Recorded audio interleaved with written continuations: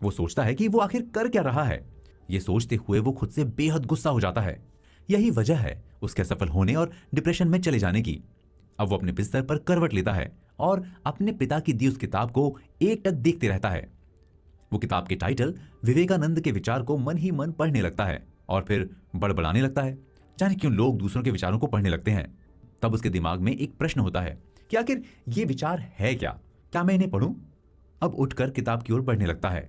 जिंदगी का एक शाश्वत सत्य यह भी है कि जब तक किसी चीज को रोका ना जाए वो नहीं रुकती, और यदि एक बार किसी चीज को रोक दिया जाए तो उसकी शुरुआत नहीं होती। ये वैसा ही है जैसे यदि कोई आत्महत्या का मन बना ले और उसे अंतिम समय पर रोक दिया जाए और वो इसके दुष्परिणामों के बारे में जान ले तो वो व्यक्ति दोबारा इस बारे में नहीं सोचेगा। ठीक वैसे ही यदि सर्वा ये ठान लेता है कि वो इस किताब को कभी नहीं पढ़ेगा तो शायद वो जीवन को बदल देने वाली इस किताब को कभी नहीं पढ़ता। खुशकिस्मती से वो ऐसा कोई निर्णय नहीं लेता है। वो अपना एक हाथ किताब के ऊपर रखता है और जोर से कहता है, विचार। वो किताब का पहला पन्ना पलटता है और स्वामी विवेकानंद जी की तस्वीर को देखता है जिस पर लिखा होता है, युवाओं, मैं यहां तुम्हारी मदद के लिए हूं। जब वो स्वामी विवेकानंद जी की तस्वीर देख रहा होता है तो बस एकटक देखता ही रहता है। उस पेज पर लगभग 30 से 45 सेकंड तक रुकता है और उसके चेहरे पर एक अजीब सी चमक आ जाती है। वो अंधेरे में भी रोशनी से भर जाता है। स्वामी विवेकानंद के चेहरे पर ज्ञान और बुद्धिमत्ता की चमक दिखाई देती है। उस तस्वीर को सोचता ही रहता है और किताब का पहला पन्ना उलटने लगता है जिस पर बोल्ड इटैलिक लिपि में लिखा होता है, स्वामी विवेकानंद के विचार। फिर वो किताब की पहली लाइन और विवेकानंद जी का पहला विचार पढ़ता है, उठो, जागो और तब तक ना रुको जब तक लक्ष्य की प्राप्ति ना हो, स्वामी विवेकानंद। वो किताब को बंद कर देता है और टेबल पर बैठकर सोचने लगता है। उसका पूरा शरीर एक अजीब सी ऊर्जा से कंपायमान हो जाता है और फिर उसे याद आता है कि क्यों उसके पिता उसे इस किताब को पढ़ने के लिए इतना जोर दे रहे थे। वो बिस्तर पर लेट जाता है लेकिन अब उसकी आंखों से नींद गायब है। वो सोचता है, मेरा लक्ष्य क्या है? वो पाता है कि वो अपने जीवन में अभी तक अपना लक्ष्य निर्धारित नहीं कर पाया है। उसी समय इस बारे में वो अपने पिता से बात करने का निश्चय करता है। अगली सुबह अपने किताब में हाथ थामे अपने पिता से मिलता है और कहता है, गुड मॉर्निंग डैड। पिताजी कहते हैं, गुड मॉर्निंग बेटे। सर्वा, शुक्रिया पिताजी, मैंने निश्चय कर लिया है। पिताजी, शुक्रिया किस लिए और क्या निश्चय किया तुमने? सर्वा चेहरे पर हंसी के साथ, मैं इस किताब के बारे में आपसे बात कर रहा हूं पिताजी। शुक्रिया इस किताब के लिए, और मैंने इसे पढ़ने का निश्चय कर लिया है। वैसे पूरा पढ़ लूंगा और स्वामी विवेकानंद जी के हर एक विचार को समझने की कोशिश करूंगा। पिता अपने बेटे के कंधे पर हाथ रखते हैं और मुस्कुराते हुए कहते हैं, मुझे तुम्हारे फैसले पर गर्व है। सर्वा फिर कहता है, लेकिन मैं ये मुश्किल काम कैसे कर सकूंगा और सभी कॉन्सेप्ट एक साथ कैसे याद रख सकूंगा? मुझे इसमें आपकी मदद चाहिए। पिताजी कहते हैं, क्यों नहीं, मैं कब से इस दिन का इंतजार कर रहा था, लेकिन फिलहाल नहीं, मुझे इस वक्त एक जरूरी मीटिंग में जाना है। हम इस बारे में शाम को बात करेंगे। अब सर्वा को शाम का इंतजार है। उधर उसके पिताजी का अपॉइंटमेंट कैंसिल हो जाता है और वो स्वामी विवेकानंद जी के बारे में पढ़ने लगते हैं। घर पर सर्वा भी अपनी माँ से स्वामी विवेकानंद जी के बारे में बात करता है और माँ बहुत खुश होती है कि लंबे समय के बाद उसका बेटा हंसने खेलने लगा है और अवसाद से बाहर आ रहा है। पिछली रात उसने सिर्फ एक विचार पढ़ा था और उस एक विचार से ही उसकी जिंदगी पूरी तरह बदल चुकी थी। शायद वो विचार उसके जीवन में एकदम सही समय, सही मौके और सही माहौल में आया जब उसे उसकी सबसे ज्यादा आवश्यकता थी।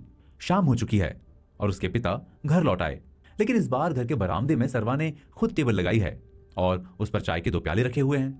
उसके पिता आते हैं और कहते हैं, बहुत बढ़िया बेटे, स्वामी विवेकानंद का हर विचार इतनी ताकत रखता है कि किसी व्यक्ति की जिंदगी को पूरी तरह बदल दे। पिता उसे एक डायरी देते हुए कहते हैं कि जिन जिन विचारों को तुम समझ लो उन्हें इस डायरी में लिख कर रखना। मुझे यकीन है तुम उनके हर विचार को समझ लोगे, लेकिन इसे सिर्फ पढ़ने मात्र के लिए मत समझना, इसे अपने जीवन में उतारना भी। और यदि तुम्हें कोई तकलीफ हो तो तुम मुझे सीधे आकर कह सकते हो सकता है तुम उनके सभी विचारों को ना समझ सको, लेकिन उनकी विचारधारा को जरूर समझना। विवेकानंद जी ने हमेशा इस बात पर जोर दिया है कि हर व्यक्ति के जीवन में एक लक्ष्य हो। लक्ष्यहीन व्यक्ति किस काम का, और किस काम का उसका लक्ष्यहीन जीवन। बिना लक्ष्य का जीवन कौन जीना चाहेगा? यदि आप सही दिशा में काम कर रहे हैं तो आपको कोई नहीं रोक सकता। खुद पर विश्वास कीजिए, कड़ी मेहनत और ईश्वर पर भरोसा एक दिन आपको आपके लक्ष्य तक जरूर पहुंचाएंगे। विवेकानंद जी ने खुद अपने लिए लक्ष्य निर्धारित किए और अपने जीवन काल में उन्होंने कई कामयाबी हासिल की। कुछ महीनों बाद सर्वा ने कई विचार पढ़े और उनका मतलब अपनी डायरी में लिखा, साथ साथ उन्हें अपने जीवन में भी उतारा। अब वो अवसाद से पूरी तरह बाहर आ चुका था और एक सफल व्यक्ति बनने की राह पर अग्रसर था। आइए हम भी जाने क्या है स्वामी विवेकानंद जी के विचार और उनकी विचारधारा। सर्वा ने विचारों से क्या समझा वो हम भी समझें, क्योंकि विवेकानंद जी ने जीवन के हर पहलू के लिए अपने सार्थक विचार व्यक्त किए हैं। जिंदगी के बारे में विवेकानंद जी के बेसिक कॉन्सेप्ट। जीवन के हर पहलू पर विवेकानंद जी के विचार आज पूरी दुनिया में पढ़े और सुने जा रहे हैं। इस किताब में आप जिंदगी के हर पहलू पर रोशनी डालते विचार पाएंगे।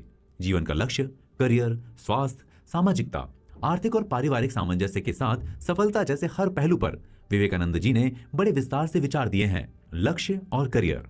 विवेकानंद जी ने जीवन में लक्ष्य और करियर को लेकर बड़ी सरल सी बात कही है। उनके अनुसार व्यक्ति को अपना लक्ष्य निर्धारित करना चाहिए और उन पर दृढ़ रहना चाहिए। धन अर्जन के बारे में उनके अनुसार कोई व्यक्ति पैसे कमाने के प्रति दीवाना हो सकता है, वो अच्छी बात है, लेकिन उसे धन के प्रति आसक्त नहीं होना चाहिए।